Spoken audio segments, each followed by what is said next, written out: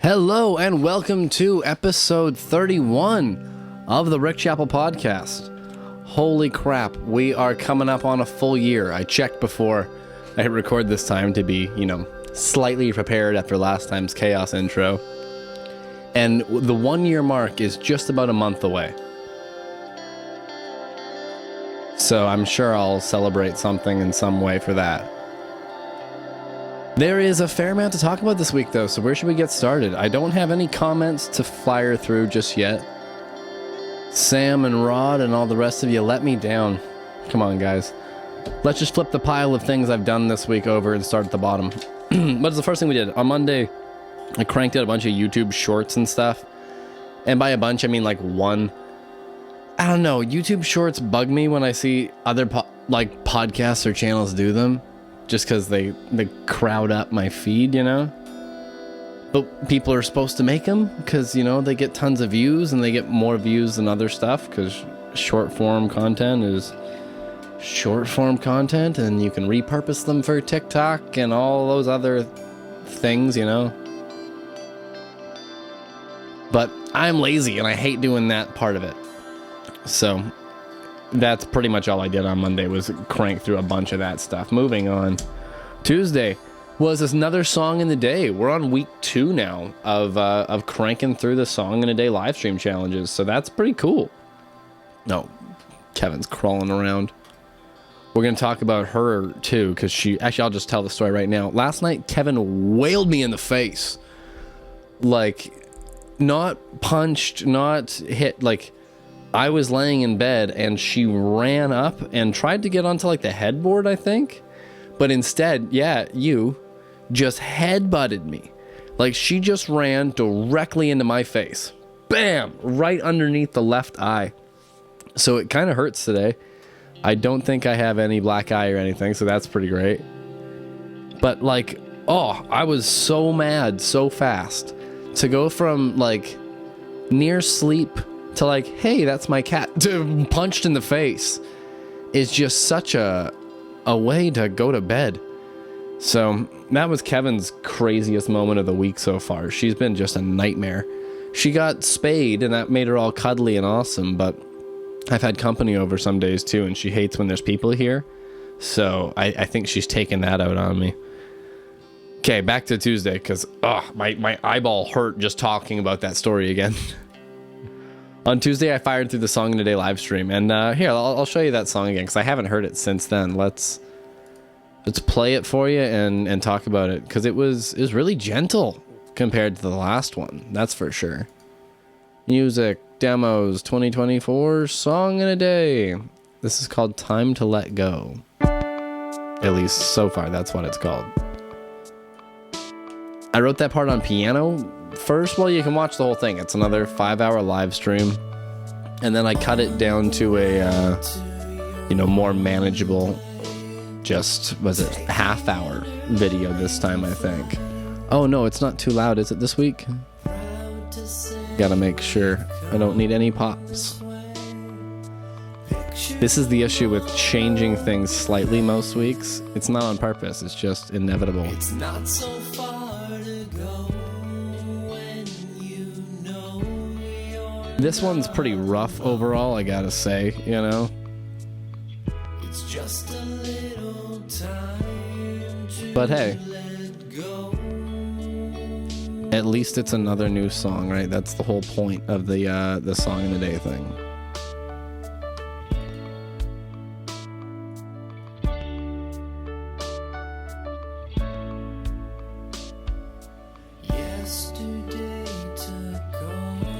It's a little slow, I think, but I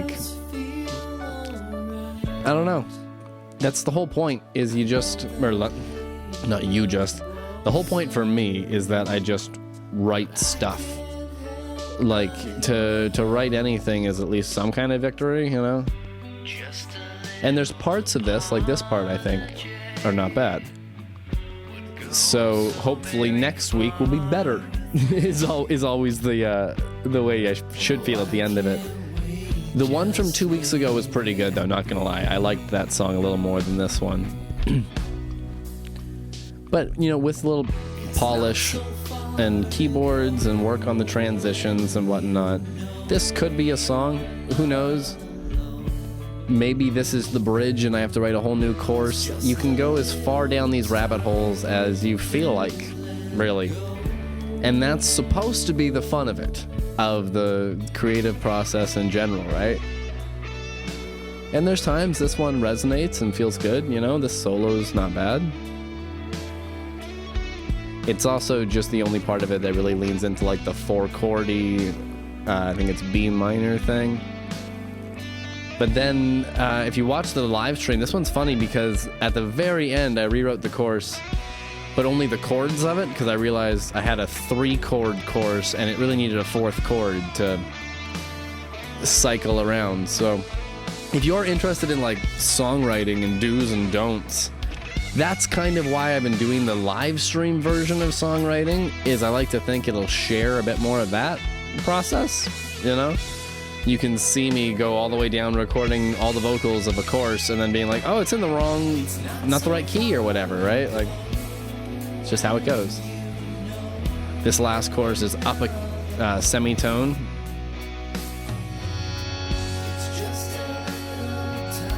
And you know what's funny? During the podcast, I always end up playing some ambient guitar over top. And I gotta do that, because parts of that could sound good in the mix. And I could do all kinds of things by pitch correcting it or shifting it and making it keyed and making my own keyboard pads out of just this crazy podcast tone time.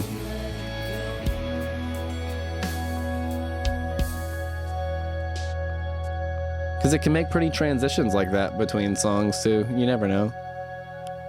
You just make stuff. So there's the stuff I made this week. I made the Song in a Day live stream, and I celebrated by trying a new... Oh, God, I kicked a hat. I celebrated by trying a new ice cream shop. There's a local place out here called Banter, and a couple years ago, I actually dated a girl who was constantly begging me to go there, and I never went, mostly just because I really didn't want to go with her. And now I went instead, because I did feel like going. So I tried the ice cream, is the story I'm trying to tell, and it's amazing. Like, that is some good. Like, what are the 2 flavors I got? I got not vanilla, I got the lemon curd, and blueberry waffle. Blueberry waffle, man. Blueberry waffle is where it's at. Instead of getting a cone, I got the pint. And the reason the blueberry waffle is so good is they make their own waffle cones there. And in the ice cream, they put chunks of waffle cone. So, I mean, what more can you ask for at the end of the day? I could ask for a shorter lineup, because this place had a lineup, I can't say around the block, but around its own building. That's for sure. It took like an hour and a bit because they had, 2 people working behind the counter in this massive lineup. So you make great ice cream, but maybe get more employees. I don't know. It was delicious though. So good job, Banter Ice Cream. What was the next day? Bam, Post-it notes are the new organization tool of the podcast. Oh, the next day we can pull out the Kevin camera to actually just give you a small studio update. Because the studio got updated in a somewhat dramatic way. Where is the iPhone? Bam. There you go. You can still hear me, right? Yeah. There's a bed in here again. And the mic pre's have been moved and all kinds of, like, that microphone is here. Oh, there's all kinds of other movements that have gone on. And let's use the Kevin camera on Kevin. What are you doing? Kev. What's up? How you been? How you healing up from your surgery? See your bald spot? Look at your big old bald belly? Well, that's our Kevin portion for this week. She's sometimes more playful. But the bed, anyways, is the story I'm telling. In whipping way out to get that bed, I had to go out a couple towns over. And anytime I go that direction, I try to stop at Arby's. Because sadly, my town does not have an Arby's. And like, if I was to run for mayor, the first thing I would do is try to talk somebody into installing an Arby's in a mall or a food court. somewhere, or within 40 kilometers. I don't know. I just want one. I want beef and cheddars more often. And the rest of their menu looks really good too. But by the time I drive all the way there, I'm just going to get a beef and cheddar because that's what I've been craving the entire car ride. They also got rid of their Jamocha shakes, but you don't need to hear all about that complaining. The bed was the big change of that day. And let's just move on from there because now you can see that I'm sleeping in here until there's a record that's done. At least that's for sure. On Thursday, I just played a bunch of Grand Theft Auto, basically. Like, I think I talked about it on here before. I played tons of, or a little bit of Grand Theft Auto 3 growing up, or like a fair amount, at a very young age, like way too young. And then Vice City came out, and I played a ton of that. Like, Vice City was my shit. And then something happened, and I wasn't allowed to play those games anymore. I went to live somewhere else, basically, and that person was like, nope, no more Grand Theft Auto. And I was like, but damn it, it's been so fun. So then I didn't play them for years and years and years, and then San Andreas came out, and I missed all that, and Grand Theft Auto 4 came out, and I missed all that. And then GTA 5 came out, and I played the crap out of that, because I was old enough to buy it for myself, you know? And then Netflix came out with these old remastered versions of GTA 3 and Vice City and San Andreas, so I played, like, a little bit of GTA 3 for memory's sake. And then I beat San Andreas again, or not San Andreas, Vice City. And actually, sorry, not again, but for the first time, because when I was a kid, I was too bad at it. But I played it, like, as much as I did as a kid. And then I beat San Andreas for the first time, too. Like, I played it for the first time and beat it for the first time and had a ton of fun. And then I was like, well, should I go buy, or, like, should I fire up an Xbox 360 and get, you know, GTA 4 and all that going? Or should I download it from the... I don't know how to play it even, like, where to get it from. And then I was like, wait, I have 5. Like, why don't you play 5? Because 5 has online. And for the last decade, it's been full of updates, and I never even played online at the time. So I've been playing GTA Online, but in a completely private way, because I hate online gaming. The reason I play video games is to get away from people. That seems like the whole point. Like, there's people outside. Go outside if you want to deal with people. But with GTA Online, private, it is just like playing GTA 5, essentially. But you get all the cars and all the updates and a bunch of the missions and stuff. So I've been playing the Cayo Perico heist, like, probably half a dozen times so far in the past few days. Look at Kevin just roly-polying around back there. So cute. I have failed it in every way possible because I'm not good at Grand Theft Auto. But I have succeeded it in my stealthy ways too. So when it goes right, I can never kill anybody and just snake on through. So that's the best way to play Grand Theft Auto, in my opinion. Or at least in my terrible aim and bad shooting way. That's how I have to play Grand Theft Auto, let's put it that way.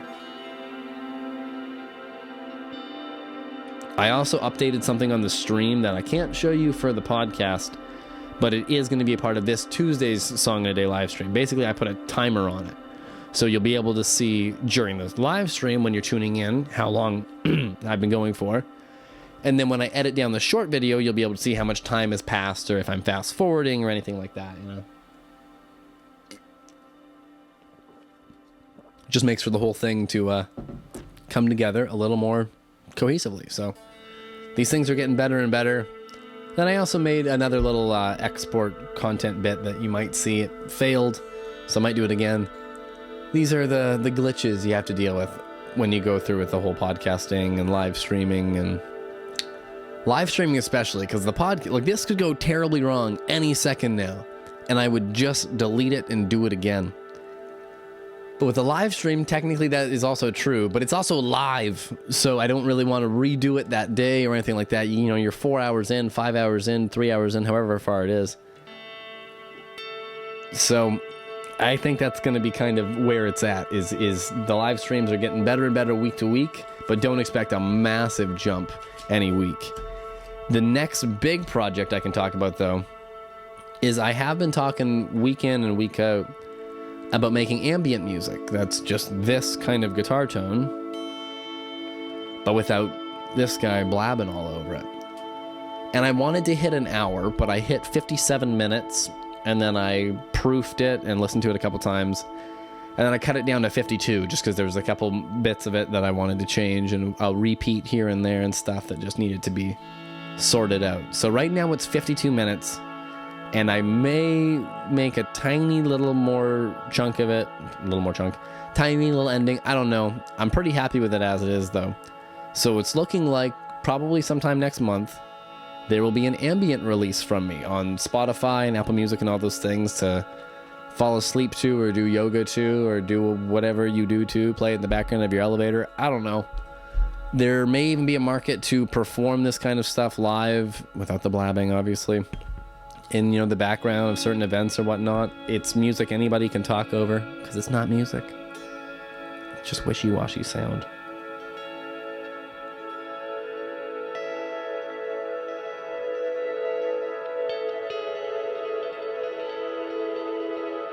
But some of it sounds really pretty. So anyways, that's why I'm actually putting it out. And then I'll put it out in that way. And I'm also going to put it on YouTube as just like an hour-long video you can watch. And also I'll make a 8 to 9 hour, I don't know, long loop of it as well. That is like to fall asleep to, because a few people I've sent it to, that's what they did. So I'm like, well, shit, I should probably do that. And also I've seen Devin Townsend do the Dream Piece kind of project. And it seems like some of those videos, the longer loops of them, perform better. And I don't know what kind of content works on this YouTube platform thingy just yet, because we have not even hit our 600 subscribers. But I did, and actually it's the last thing. Look at that. I'm transitioning like a mother today. I finally sent off a cover song that I've talked about a million times on here. I'm not going to name drop it again. If you're a real fan, you know which one it is, I'm sure. But I finally sent it off to mastering, so I'll get it back from mastering, have the video edited any day now. And as soon as it's back from mastering, I will send it off for full-on release again from Spotify, Apple Music, and whatnot. And I will schedule the video release to launch the same day as the cover song. So when you see the next big electric cover song I'm going to do, know that that same day you can also just Spotify or Apple Music it or whatever too. Because it doesn't cost much to put this stuff out there.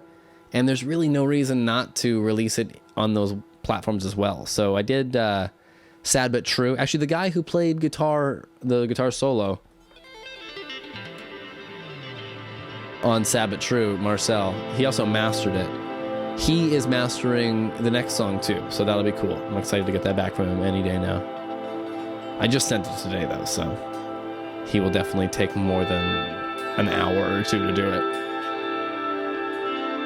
Probably a day or two or a week or two if I'm being fair to him. What else is there to talk about this week? We're coming up on, 18 minutes. Half hour is season 2. That's how we're doing it. I'd love to tell you about all the progress I made with Outlier, but the reality is I made none. I've been doing this ambient thing. That's been like the musical project that's nearest release, and then I've got the cover song, and there's another cover song, boiling up there. I'll make a bunch more of those on YouTube in the coming days and weeks here. But the song in a day, I guess, has been the more creative pursuit, right? That's been our big outlet there.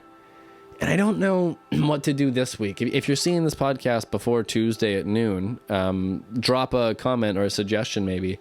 I don't know if I want to do something heavy or something light, something kind of in between. The first song this year was like rock, in my opinion. Last week was like kind of more of a poppy rock song. I could go any direction, but I'm thinking about going the more rock direction and more heavy metal guitars and whatnot, and probably using that black one, that's what I'm pointing to, or the Blood Splatter V or 7-string stuff. I don't know.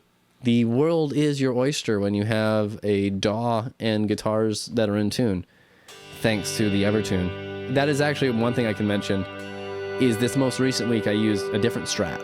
Not this one. This is my 75th anniversary Mexican Strat with the Evertune on it that I adore, and matches the P bass I have back there too. And this color matches my car, so definitely keeper guitars. But I used a white Strat. I used my Mexican Jimi Hendrix Strat. And it's a great guitar and everything, but just the reality of having the Evertune Strat hanging right next to it It's so much easier to use this thing when I'm recording. So I had Nashville strings on the Hendrix Strat for the longest time, and I was using them as a recording layer. And it sounds great, and there's some times on Outlier you'll hear really high 12-string guitars come through, and it's not a 12-string, it's just that guitar. But do I need a guitar that's that nice just to do those layers? No. So I might grab a really cheapo something one of these days to do the Nashville string trick with and hide it under the bed when I'm not using it. But I can sell that to that white Strat right now. So I'm going to get that thing all listed. I got it cleaned up, got regular strings on it. Used it in that live stream to at least prove that it's working again and all sounds good. But yeah, I think I've got one more cover song left in it just to send it away, you know. But that's pretty much it. Actually, I'm going to write that down just so I don't forget. Because you heard it here first, folks. The Jimi Hendrix Strat needs one more video before I call it. And that is a Jimi Hendrix song, of course. So I'll do a small version of something about a bird. Or something with wings, if you catch my drift. And then hopefully we'll sell that guitar and move on to more and more gear and more stuff. Because that's just how it always goes, right? Moving the bed in here, it's so funny because when I wake up, I look up from the lower angle and I'm like, oh, damn it, I thought there was like 5 guitars in here, but that's not the case. You know, there's 5 on camera behind me, but it extends a little more, and they're behind the bed too, as you've seen in all the other little videos and whatnot. This room is well documented, that's for sure. But there's still room for all of them with the bed in here, that's for sure. But I am still just feeling like downsizing and purging a little bit, so 'tis the season, I think. You may see various things disappear from the background. Some of them will get sold, some of them will just go into hiding. You know, things like my Epiphone Les Paul back there, that one. I'll never sell that guitar. That's my first guitar from when I was a kid. Keeping it forever. Does it need that spot right back there? Well, that spot's kind of hard to reach, so that's why I have a guitar I don't reach for back there. But, you know, I'd rather get some stuff off the floor maybe or whatever. We're in change mode. That's how it goes sometimes, man.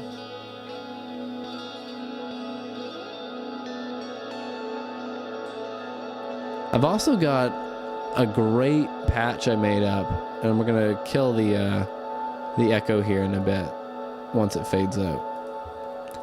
I've been working with the Axe effects because I'm definitely not selling my Mesa Boogie, that's for sure. But just in reworking its effects loop and some of the tones that I usually use for that thing. It's just currently unplugged basically for the past couple days. So I made up a new chunky sound and kind of, you know, Mesa Boogie-esque tones in the Axe effects just to get me by. And there's just great, like especially the single coil vibe. Oh, I said we were gonna get the tape echo out of there. There we go.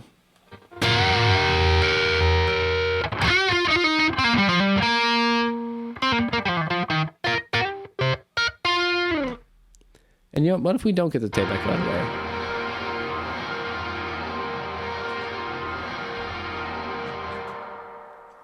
There's the line 6 delay pedal back there that's really going bananas. So that's what you usually hear.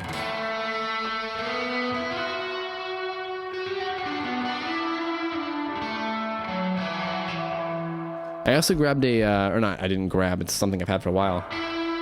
Here, I'll go through the new change in the echo sound here. I used to have this Behringer delay pedal hooked up to my drum machine. So there's the Axe effects.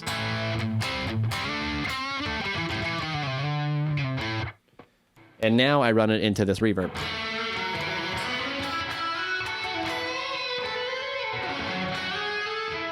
That's just 100% wet. And then that is still going into our same crazy long ping pong. Which is running into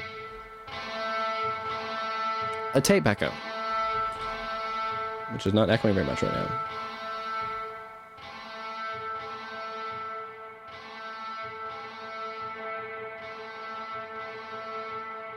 There it is.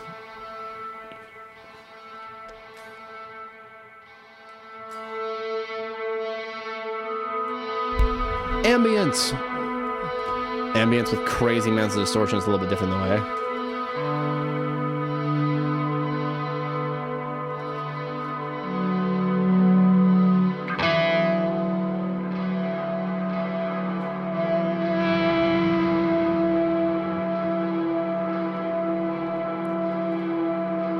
But yeah, so the reason I was talking about the ambient record too is I think it's done, and then it's time for me to make a new ambient sound. So it'll probably, the next one will sound very similar, I bet, to this first one. But I did add, that new reverb pedal to it to try to tilt the sound a little bit. And just playing that a little bit right now, I'd love to use some distortion on it and some more saturation to make the next one a little bit darker and thicker. I've got all kinds of plans. So the first one I used all kinds of different guitars. Basically it's, 5-minute jams pasted together into a 55-minute ambient jam. But next time around, I want to use just one guitar for the whole thing, just to try to keep it a little more linear. And then also, like I said, make a new Axe FX patch or something that's just catered also specifically to that guitar. And I think that guitar is going to be the big old PV baritone 7-string V, because I'm not using it enough lately, I think. And that's a great low tuned instrument. So it's on the first one as well. Like I said, all my different guitars are pretty much on this first ambient release. And I don't remember which one's on which one, so I can't tell you. Aside from the one that's on YouTube, there's a video of me playing one of the pieces. And if you look at the silhouette, you'll figure out what guitar it was. It's hanging in the background. But yeah, like I said, the next time I use one guitar only, and using the 7-string, my favorite ambient pieces on this first one are the 7-string ones, just because it's lower and it just, I don't know, that's a cooler vibe to me this for the next time around. So I'm trying to say, I guess. So there you go. First ambient project expected out in a month and a half, maybe a month to a month and a half tops, basically. She need to settle on a little bit more artwork and whatnot.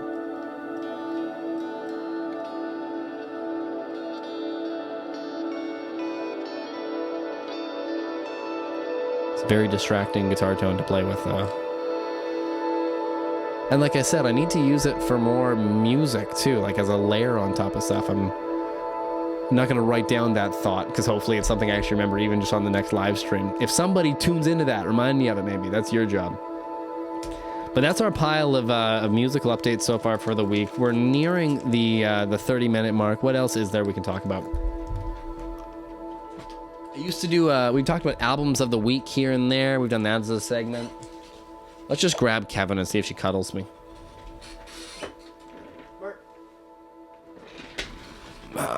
Maybe, maybe not. She's been in a mood, basically, ever since she got spayed. Sometimes it's cuddly and adorable, and other times it's punch you in the face with her head.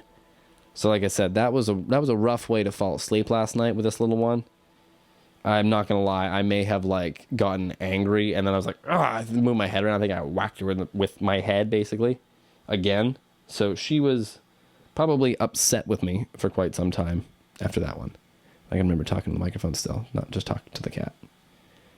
And yeah, we're gonna take the last couple minutes out here calmly, I guess. What else is there to update you with so far, really, here? I did that jam. I talked about it last week on the podcast, but it was Saturday night, so it feels like more than 7 days ago.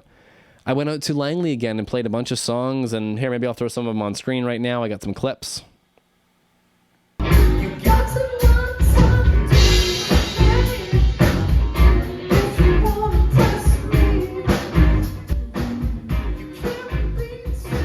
Look at that guy.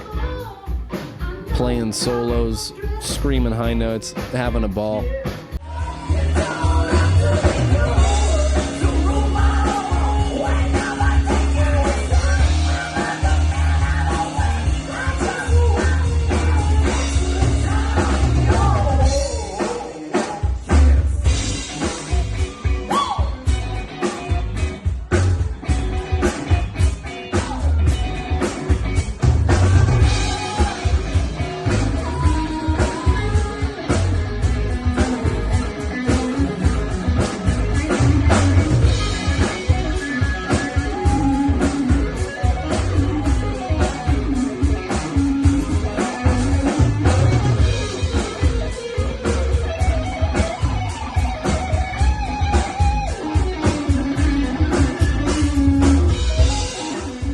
enough green, according to some people. I thought I wore a shirt that was enough. This shirt's even green if you color grade it correctly, but on camera it just looks brown. And with all those clips, I'm sure we've hit the half-hour mark here. So this has been episode 31 of the Rick Chappell podcast. Kevin seems like she's going to call it a day here. She's sick of me blabbing. If I don't talk to the camera, she will cuddle me, but when I'm, what she assumes is just talking to myself, she's not as into it. So this has been wonderful. I've been Rick Chappell. She's been Kevin. You've been an audience, and I will see you all on Tuesday for the live stream and next week for the podcast. Goodbye.